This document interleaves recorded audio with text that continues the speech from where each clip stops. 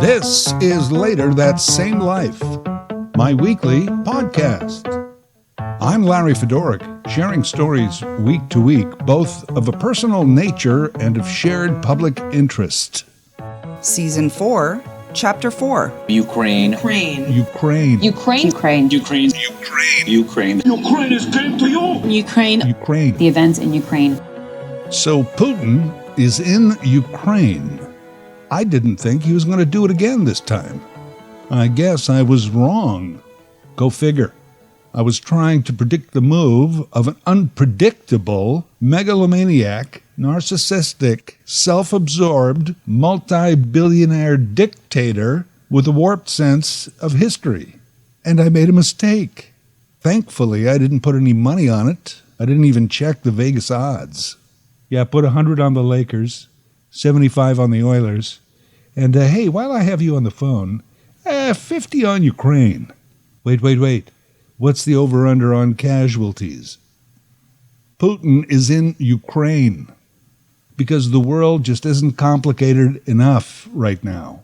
We need the added stress of a looming World War III. Yeah, what we need right now is a short, stocky, balding man with an ego equal to the landmass of the country he runs, to decide that now is the time to encroach on a free state. A free state he believes belongs to Russia. Well, what do the citizens of that free state think? To Vlad the invader, that's irrelevant.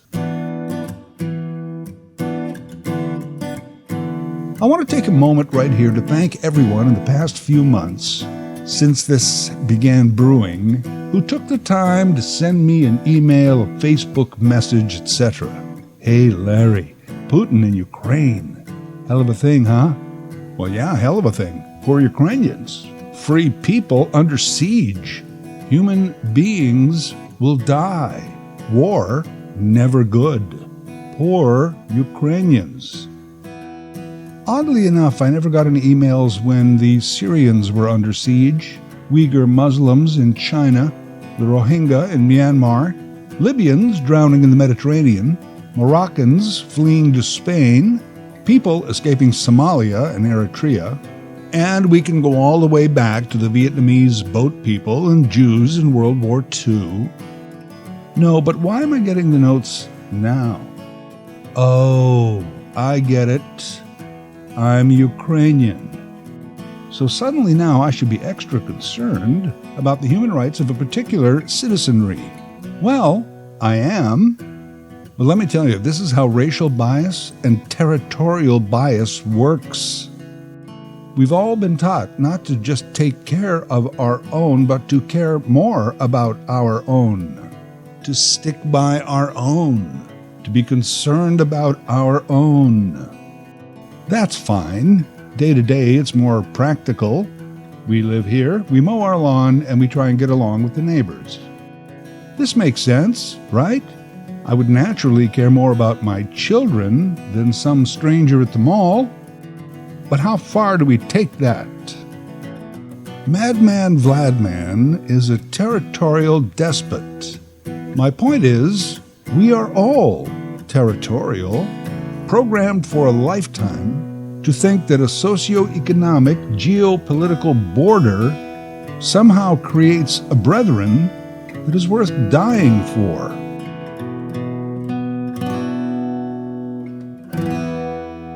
For centuries, and especially after the Age of Enlightenment, groups of people banded together and began demanding the right to self-determination. Some used might to make their point. Skipping ahead quickly, countries and governments formed. Nationality and nationalism grew from that. And then, as peoples, we traveled. People from all parts of the world began to move and live in all other parts of the world. And in their new worlds, they gravitated toward their own. We still see that. Chinatown, Little Italy, Little Jamaica, the Portuguese Club, the Ukrainian Church, and so forth. That's all fine, right? Celebrate your culture as long as you tolerate others. By the way, tolerance, right? Tolerate is always the low bar for getting along. You don't have to admire other cultures or embrace them. Just tolerate. Sounds like a plan. Not much of a standard, is it? But, surprisingly, there are people who can't even meet that.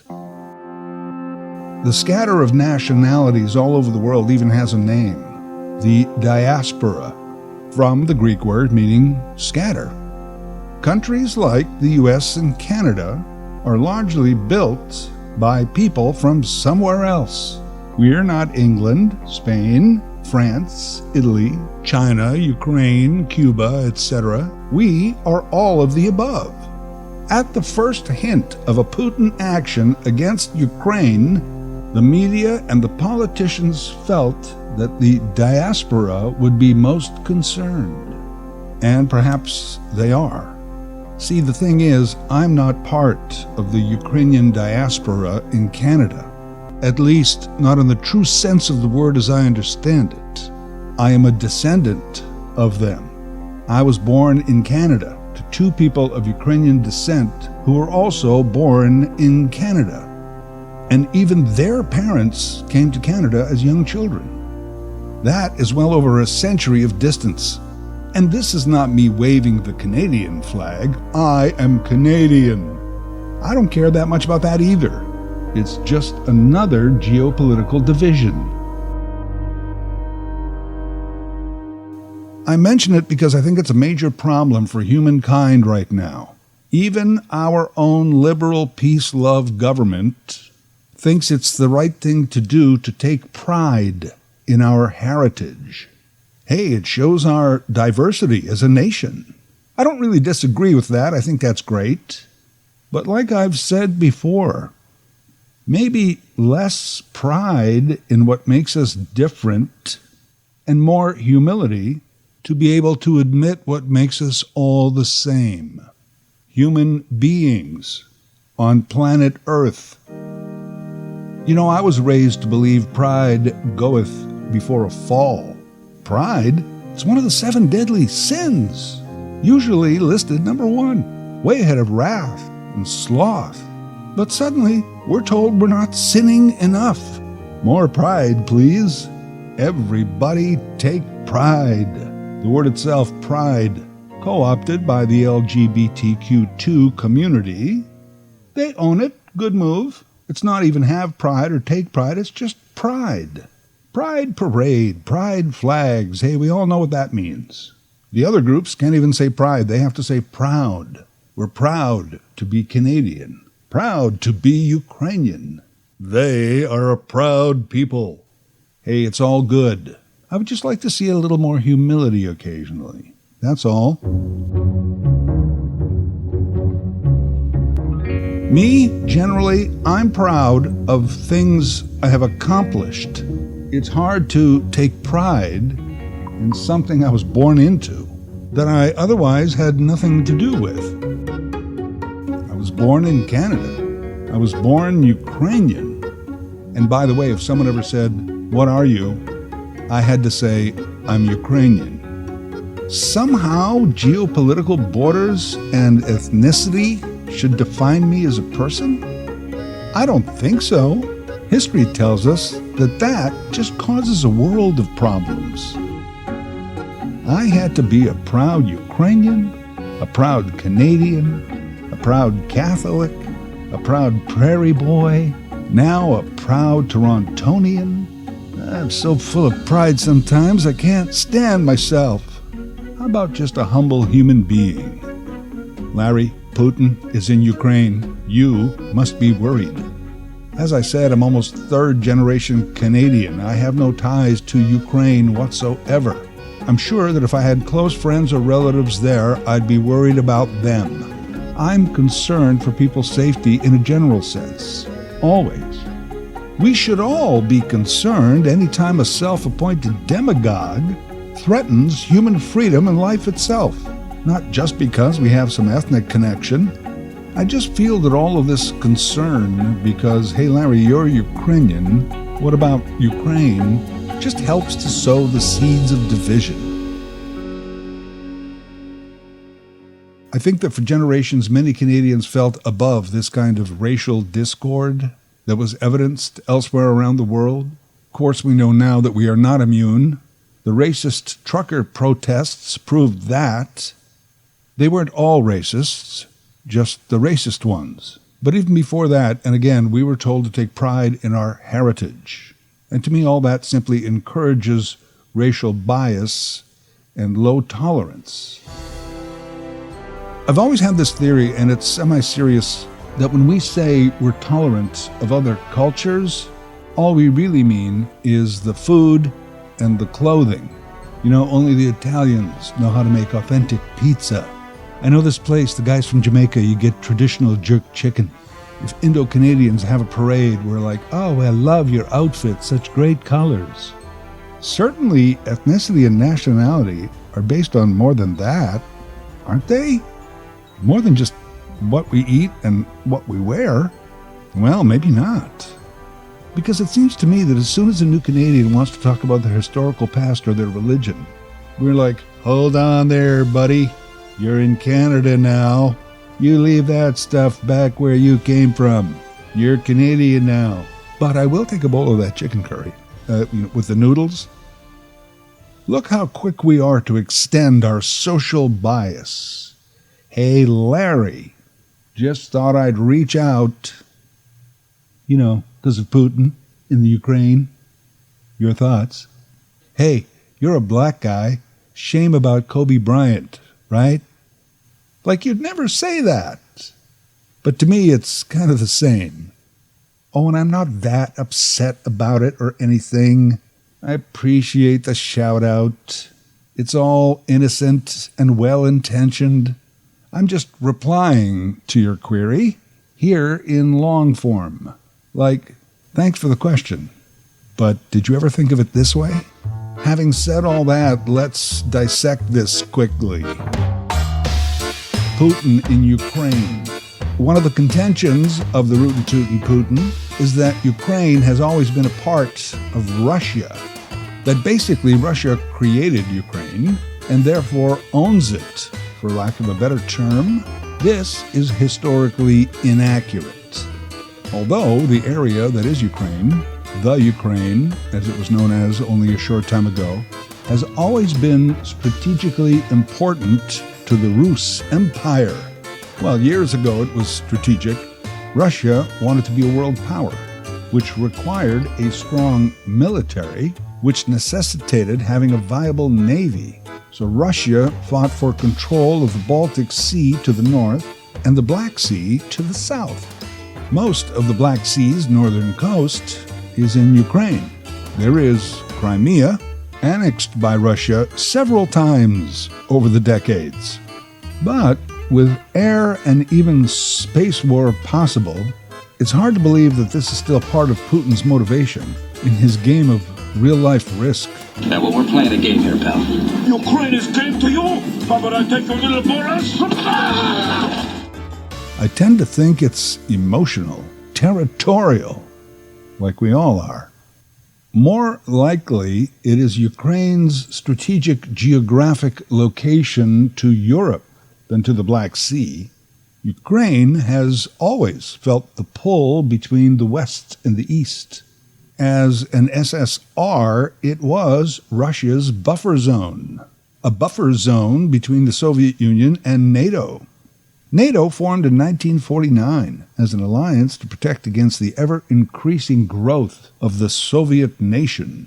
The USSR collapsed in 1991. So, why is there still a NATO?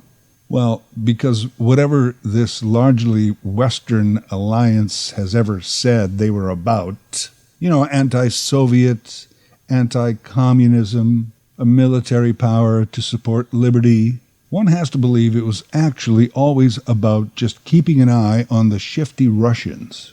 Because even after the breakup of the USSR, Russia on its own remained the largest country in the world by landmass.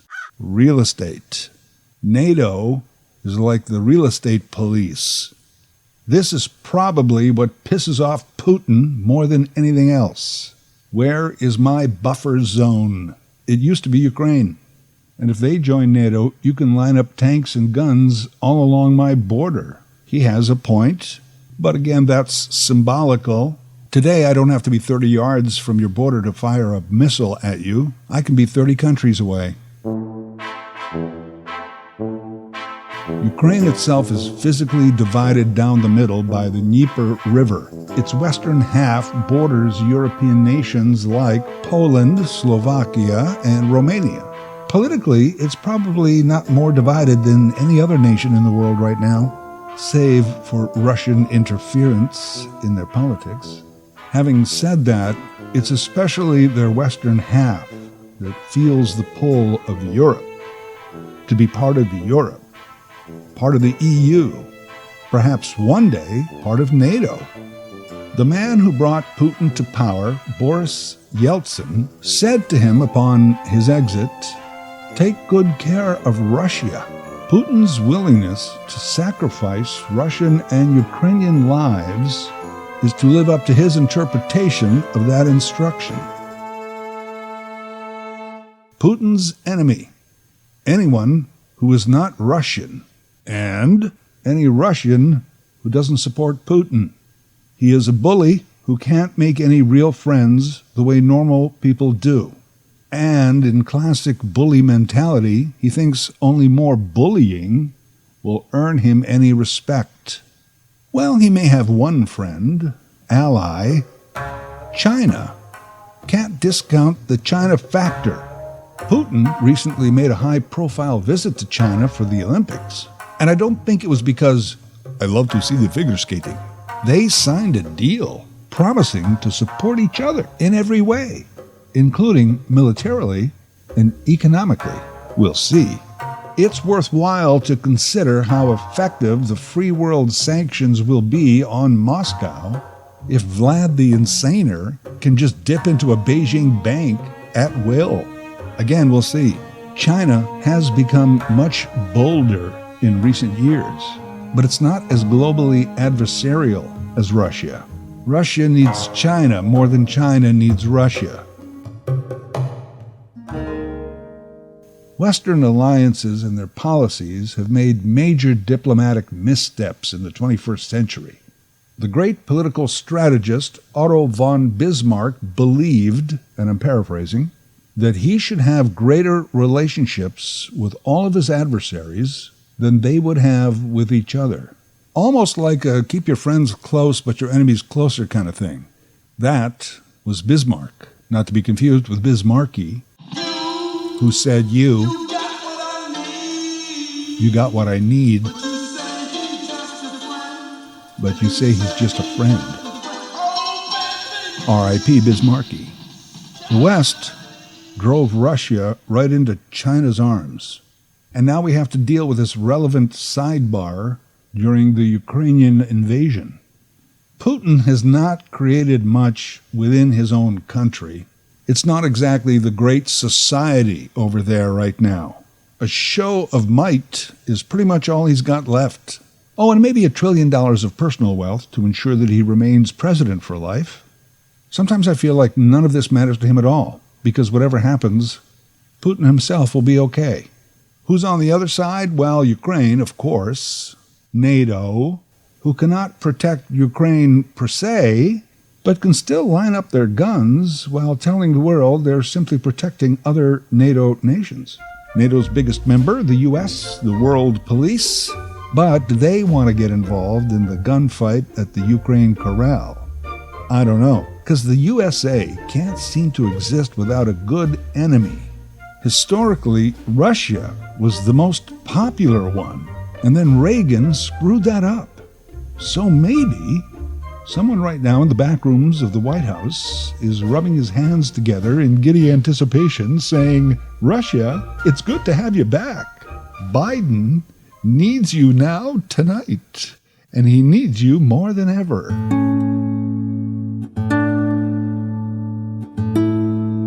In closing, I want to share the obvious. This is some serious shit.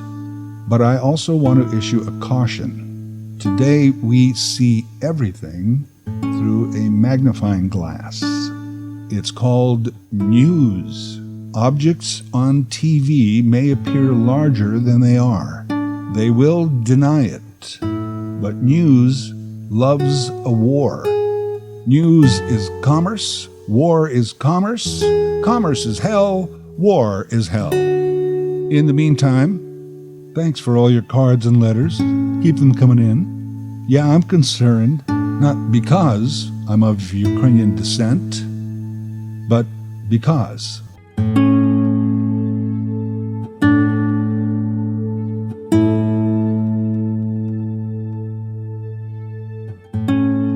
Later That Same Life is written, produced, and voiced by Larry Fedoruk. Larry Fedoruk, 37 @gmail.com.